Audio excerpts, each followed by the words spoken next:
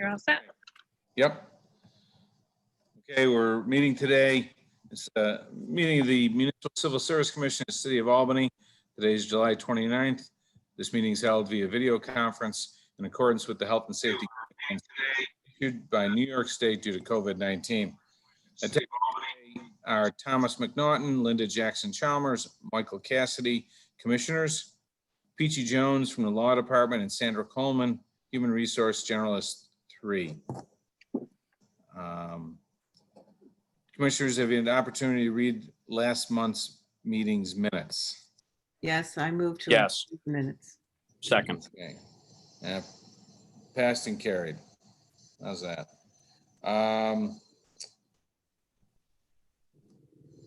First item on the agenda, telecommunications specialist, exam date 1/11/2020, established 7/29/2020 until 7/28/24. There are 31 eligibles on the list. For revision of lists, addition of security credits to promotional exams that were previously established. Sandy?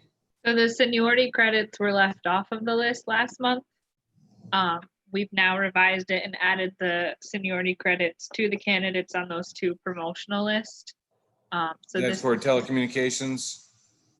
senior dispatcher and telecommunications shift supervisor. Yes, okay. And so the resolutions that are in your packet are to amend those lists. Okay, It doesn't change any of the ranking of the candidates, because even with their seniority credits, they remained in the same. Well, there's only one on one list, but the other list with the two candidates, they stayed the same ranking. right. Okay, Make the motion that we approve the resolution. I so move. Okay, Second. passed and carried. Your appointments today on the agenda, the ones for the school district and then any of the non-competitive or labor class are on there as being reported to the commission, since they're still approved by me as the secretary to the commission. And then you'll have a separate section where you're approving the provisional appointments for the city departments due to the resolution that was passed for the exam administration last month. Okay.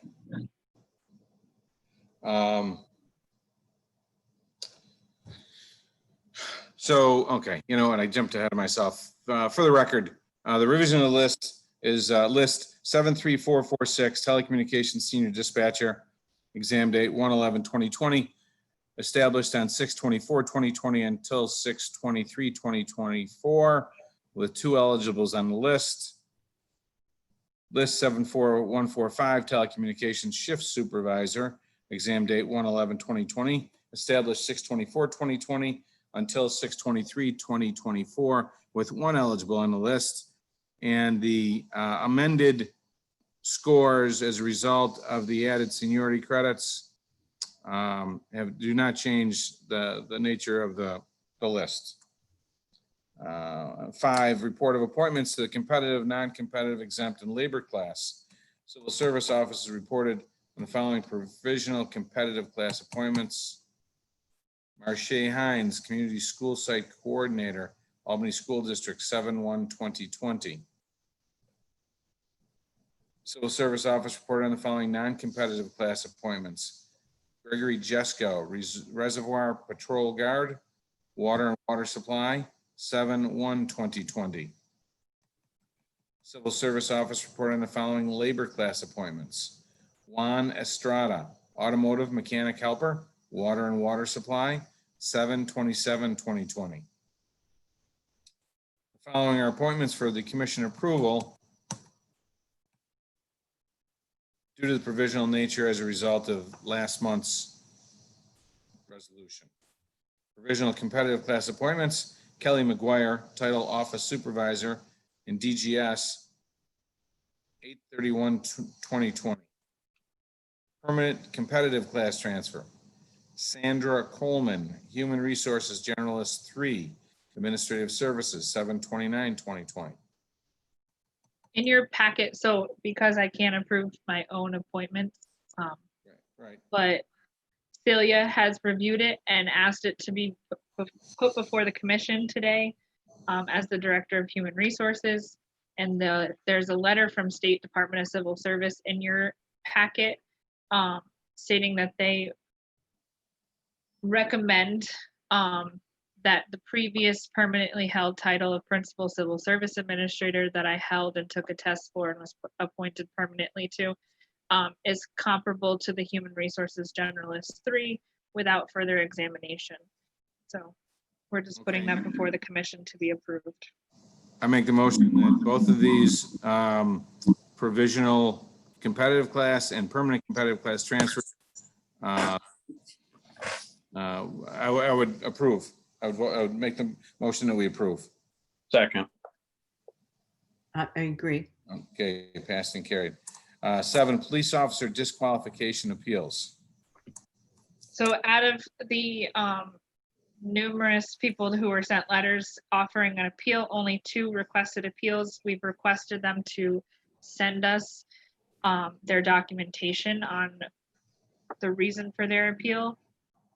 One did, however, I couldn't open the file and he hasn't gotten back to me with so we would like to hold a special meeting within the next 2 weeks if we could, before we go to canvass the police list again at the request of the police department.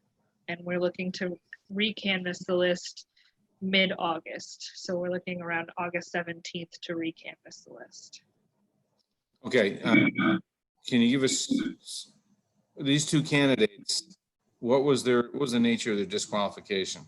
They were under section 50.4, so it was previous permanent. Both of them actually were due to their previous employment history. Okay. Okay, I- that's fine. Sandy, I yes. did notice that one of the letters, okay, was dated August 2017. Is it still valid? Those are just copies of letters to show you under old business down on the agenda, the appeal process that we brought up last month, and it was tabled due to the changing of the language in the letters that we presented. Okay. That's just, you wanted a copy of an old one and a new one, so. Oh, okay. All right. Gotcha. Okay. So do you want me to send dates out and then you guys can, Yeah, can we just hold on 1 second?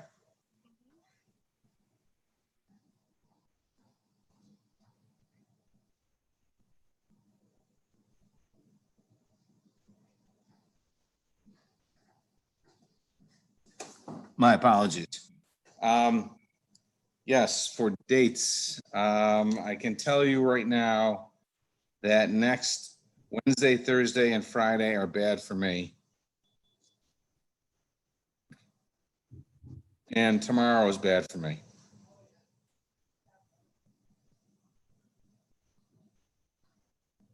okay, so I can put dates in an email to you all tomorrow, and if you want to send them back to me with what you're available for, I can set it up and post it. That'd be helpful. Thanks, Andy. That's Okay. fine. Okay.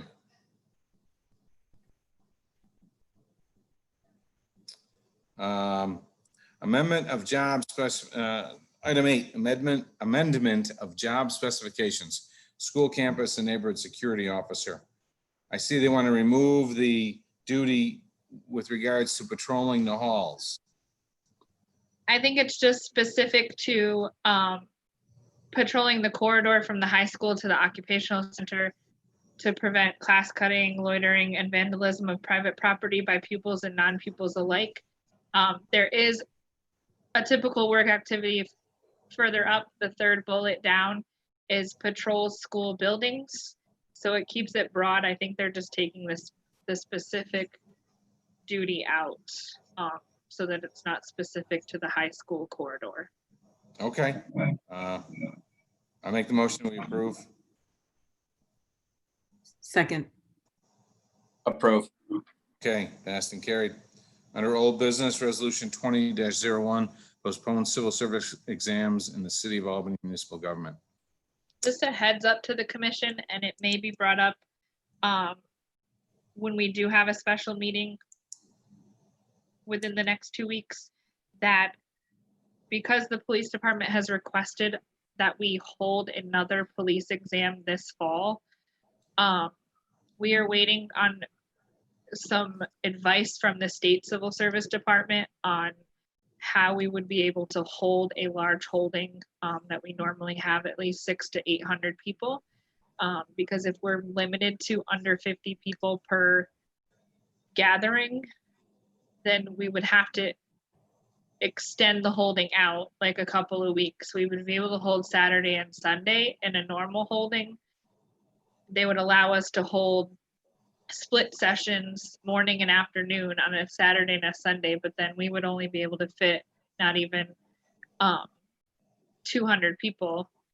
So we're waiting for them to tell us if it would be even allowed by state civil service to hold it for weeks at a time. But if we can't, and we can actually hold off on holding a police exam until 2021, we would ask that the resolution be extended until January, so that the police exam falls under the resolution that was passed. Well, I mean, Sandy, couldn't you hold the test simultaneously at multiple locations? We could, but we would have to have those locations agree to host us, because we don't actually have any city locations that would hold us for that. Also, it would be, we've talked about different scenarios, but it would be, we would be required to get proctors enough to hold those, and then be able to like have all those people work the different locations. And then if they're new people, we would have to train them. So it came up where maybe our regular proctors who normally work it wouldn't feel comfortable working it due to COVID. So could the mayor actually require city employees to work the exam? But then we are looking at training all those people to actually monitor exams that haven't monitored in the past. Okay. We normally use Myers Middle School, and we fill the school.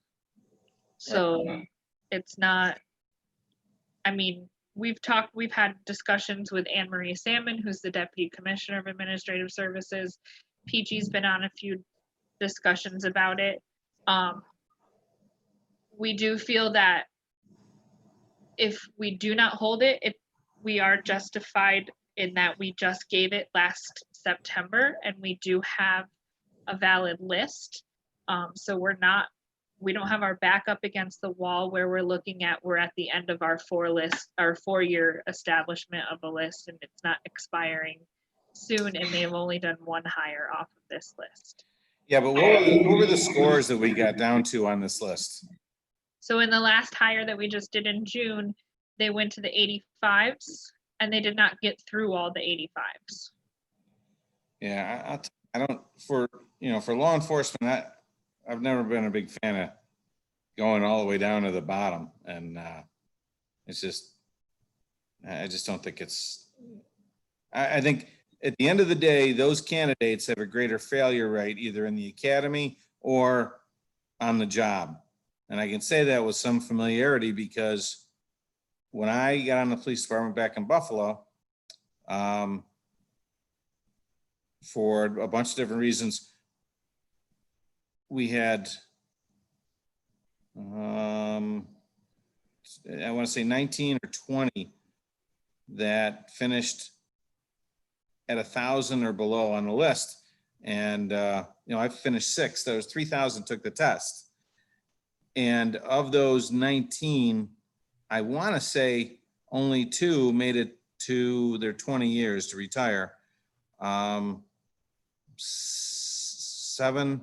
7 or 8 were lost in the academy process, and 11 or 12 were terminated and arrested for criminal behavior.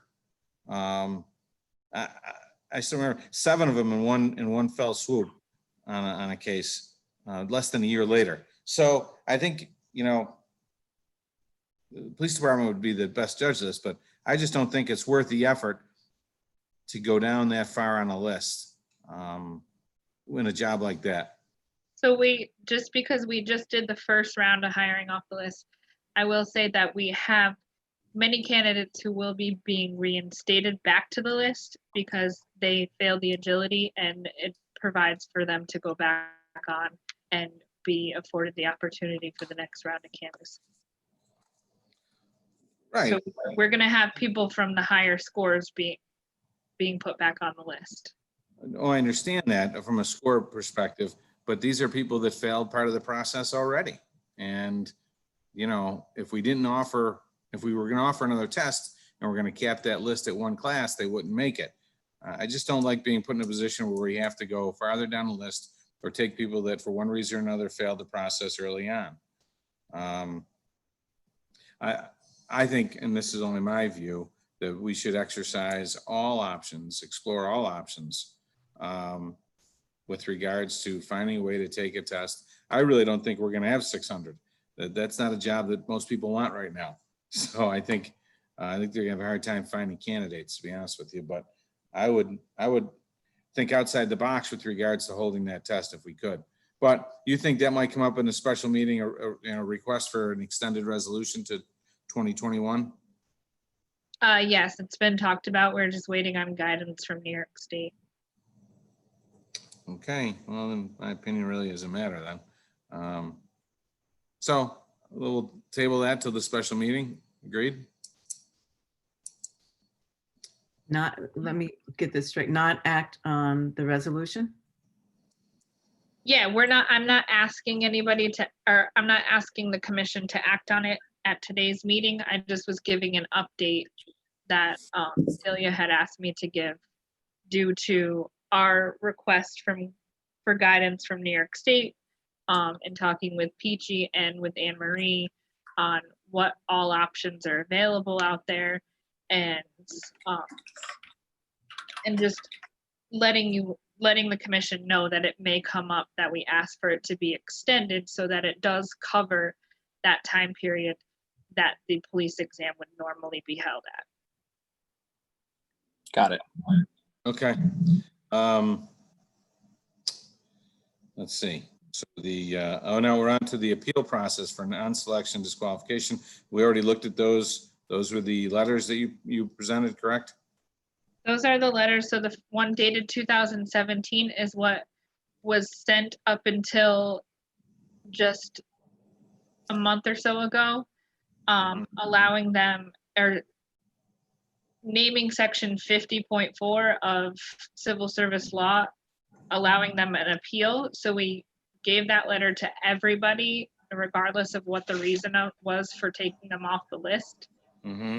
The other ones are 2 new ones that we added language saying if you fail the agility, that you'll be returned to the list for the next round of hiring.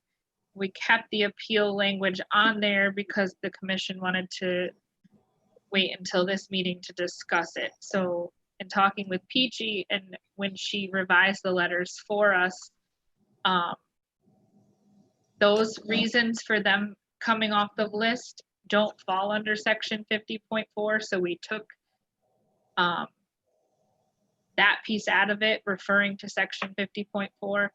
And then I guess it's just the commission, if you want to continue to hear appeals for the reasons that don't fall under section 50.4, that is up to the commission. But if not, we can just send these letters that say you'll be returned to the list for the next round of hiring. And then for the psychological, the same thing. It doesn't fall under section 50.4, but we normally remove them from the list for a period of 1 year. So after the 1 year has ended, then we add them back to the list to be recanvassed. I mean, I think it's in there that gives them the opportunity to appeal. I think we'd be disenfranchising them otherwise, but I'd be open for discussion. I think, you know, what do you guys think? Linda, do you think it's, I mean, we're telling these people with regards to psychological, a year from now, you know, you're back on. I think if it were me, I want to try to adjudicate that contemporaneously relative to the process. Yeah, I would agree with that, Tom. In other words, allowing them to reapply or be put back on the list? No, allowing them to appeal the original decision plus the added relief of going back on the list. Right. Okay, all right. I agree with that. Okay, well, there it is, Sandy. Okay. It's Amy, passed do and you have carried. any- You look like you. Yeah, so we're giving people appeal rights just based on the commission's preference. We're giving people what? Sorry, we're giving people rights to appeal just because. Well, I think, well, first of all, past practice indicates that they've had a right to appeal. Civil service law hasn't changed with regards to that. I don't think just because they get to go back on the list is complete and total relief that they're pursuing or seeking. No, I think the point that I think Peachy's trying to, and we talked about it, but the past practice wasn't necessarily correct in that we were giving these people appeal opportunities under section 50.4 when, like, if somebody doesn't reply to the canvas, we used to send them a non-selection letter and then allow them to appeal it. But our rules state that they just go back on the list for the next round of canvassing. So Essentially, we're trying to correct our past practice and align it with what the rules and the law actually says. We shouldn't have been giving people an appeal right in the past because it wasn't based on anything that we can find. and then it doesn't necessarily, so in the past when people did appeal, and if the commission granted their appeal, the commission generally just puts them back on for the next round of canvassing, which these people are essentially thinking that they're appealing to get back into the current round. And by the time it I goes, understand. it's already, the department's already like a couple steps forward or done with the process. Right, but that was kind of what predicated the issue a couple years ago with more timely communication between civil service and the commission with regards to A, lists, and B, disqualifications. I think that communication has to be a little tighter so that somebody hasn't. Here's an example. We just talked about the police list that we may go into another class for, but let's assume that we don't, okay? And they only get one class out of the current list. If somebody had been disqualified under a set of circumstances that upon appeal, we would have overturned, that person then is disenfranchised because there was no second class for them to get on, and it was too late to get on the class that had started. Do you follow me? I understand what you're saying. Yes, I'm just, yeah, it's gonna be moving a lot faster. So I foresee the commission having a lot more meetings throughout the process for the hiring of the police and fire. Well, perhaps, but I also think that if there was more timely communication between the department, whichever department we're talking about, the police or any other one, and civil service and the commission. And we've talked about this in the past. To get on our agenda, we are announcing or approving an appointment that is sometimes 4, 5, 6 weeks old. It's really contrary to the spirit in which this commission is designed to operate. Even though we have deeded you with the authority to make those, to approve those. In the instance where somebody's denied, and maybe inappropriately, an opportunity to be on a class, and there's a million different reasons. I just think failure to give contemporary right to appeal, I think it flies directly in the face of what civil service is supposed to be, a fair and open opportunity for everybody to work in government.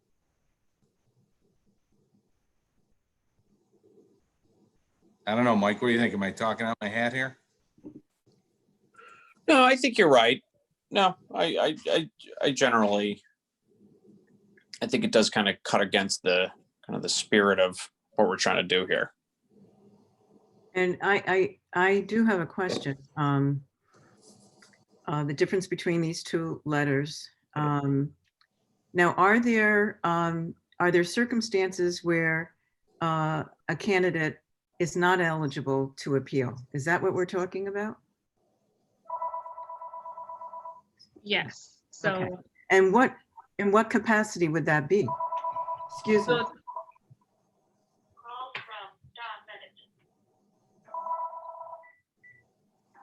Sorry. Sorry. So, and PG, correct me if I'm wrong, but the only section,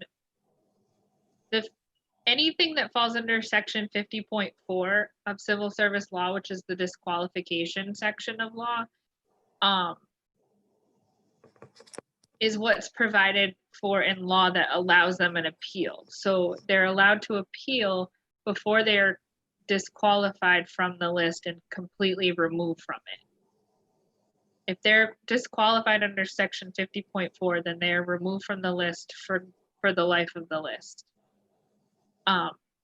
These other ones are, the department has non-selected them for various reasons. They didn't return their canvas letter. They failed the agility. They failed the psychological. They weren't recommended for hire. They missed their interview. Those essentially, civil service doesn't allow them, or under our rules, it doesn't allow them to be removed from the list, but we're offering them an appeal because we're removing them for that round of hire. But in the past, if they appealed, the commission has just put them back on the list for the next round. And Tom is saying that if we had a quicker communication, quicker turnaround, which would essentially mean the commission would have to meet more frequently, then they would essentially be put back into the process at that current round. And wherever they fell off at, they would have to be caught up to the process of wherever the department is at that time. If we agree to the appeal. Correct. Okay. So in essence, Tom, your position is that we should allow any candidate that wants to appeal an appeal. I think so. And with regards to the department's, the timeliness of these communications, I really have a hard time understanding how we get up against the gun, all the time with police and fire. Yeah. I know that they are working on this, as are you, Sandy, for months and months and months. And it seems as though these issues arise every time there's a test for police or fire, that we get, they get a letter, you gotta start here 10 days. There's gotta be some way to identify these people. And then they only have until the next civil service meeting to file a complaint. Otherwise, they would forfeit that for contemporaneous relief. I just, if we have the ability to give these individuals time to mount an appeal, we should do so. As opposed to saying, well, we'll get you on the next time, because you never know if there's gonna be a next time. one thing this COVID thing has taught us is you never know what's going to happen and how things are going to be affected. And there might not be 2 classes coming off a list or 3. There might only be 1. And being on the list, dying on the list as the next guy out is no better than not getting the job. You're still out of luck. Do you know what I mean?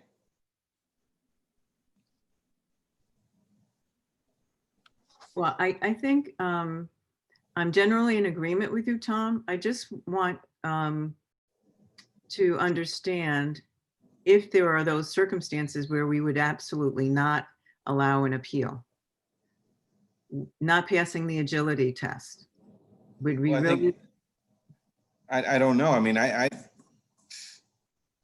failure to come in for your interview, I think, but then what about the guy that gets in a car accident on the way?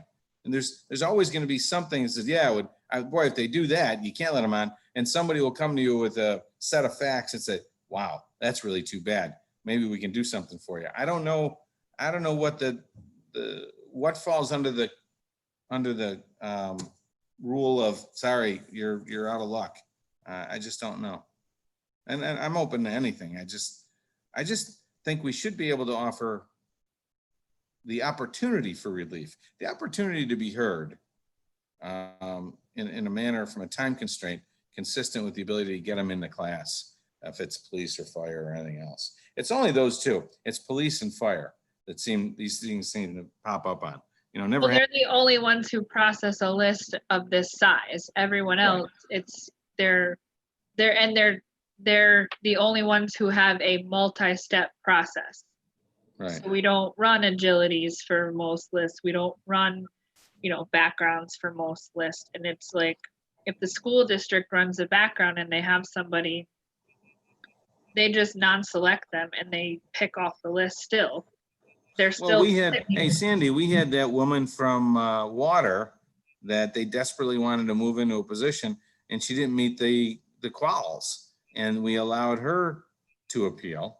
Actually, we even had the commissioner of water came in and argued on her behalf. Yeah, and that wasn't on a certified eligible list. That was, she applied for a job posting, and after we disapproved it, and then she appealed and we still disapproved it, the director of human resources at that time suggested that it go before the commission because the commissioner of water had requested that it be re-reviewed, and we were. He had very strong feelings about that. So I think we've shown in the past, and you can't just discount past practice, even if it wasn't entirely in keeping. Is there a state law that disallows us from having an appeals process outside of 50.4? I don't believe so. So it's neither permitted nor disallowed. I mean, I know correct? other municipalities do not probably due to the amount of people that will put in an appeal just to get back on the list. And I think if you still want to do the appeal process,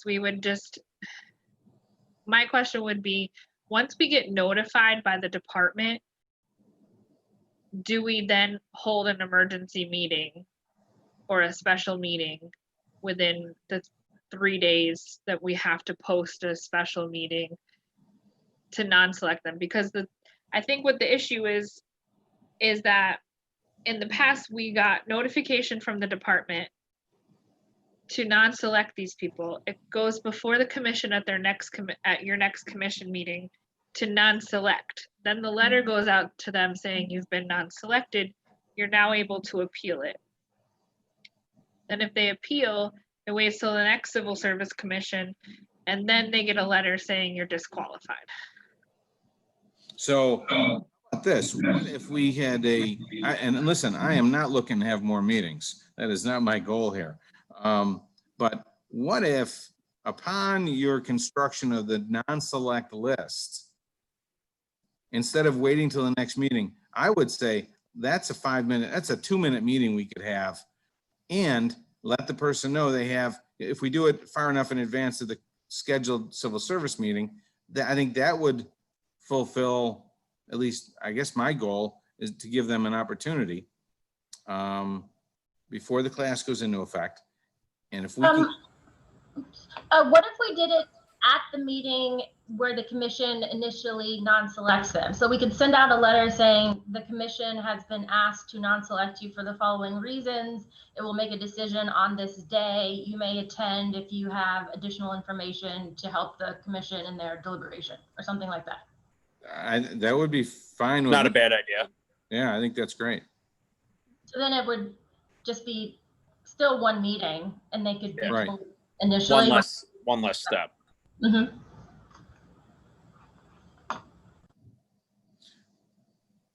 Sandy, do you see any problems with that process? No, I mean, that's fine, as whatever the commission agrees upon, and then we'll just process that the easiest way we can. Okay. So I was gonna ask that question of Peachy, if the non-selection letters had to wait until the commission formally non-selected them. Or if we just reword it, it seems you're saying if we reword it to say they're going to non-select you. Or we'll be deciding whether, yeah, Okay. proposed action. I can't think of anything that prohibits the commission from extending more rights than are those granted in law. So the process is permitted, of course. Okay. Linda, what do you think? Yeah, I agree with that. Mike? Can you repeat that one more time? It's that process is permitted under the civil service law. What do you think about that? I like it. If it's kosher, like you said, yeah. If it's good, then I'm good. If it's Peachy, you want to check into that? And we don't need a meeting, just shoot us an email on whether it's permissible under the civil service law. Sure. Sandy? I'm good. That's once Peachy tells us that, and then, like I said, they want us to canvass August 17th for a next round of police. And once they send the first round of people that don't reply to the canvas, then we can go forward and process the letters and say that, the commission will be deciding on your non-selection. If there's any reason that you feel you need, I'll work with Peachy on the wording of the new letters for non-selection. Okay, so on that, let's make sure we include language that indicates they are obligated to bring with them that day any and all supporting documentation. Because of the time constraints, we're not going to be able to hold any decision in abeyance until they can track something down.